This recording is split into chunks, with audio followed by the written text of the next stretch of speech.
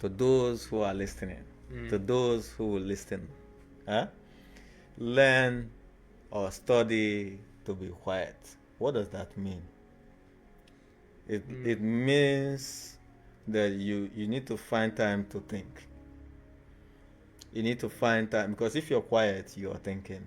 Yeah. If you're talking, it's hard, for you to really focus and navigate things in yourself. Yeah, yeah. So you find time to relax, find time to rest. Because if you watch, the enemy is going to use this as well. Yeah. When people have no rest.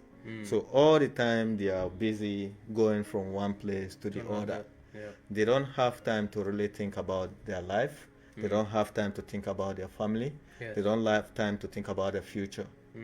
Okay? So one requires that quiet time to really navigate. What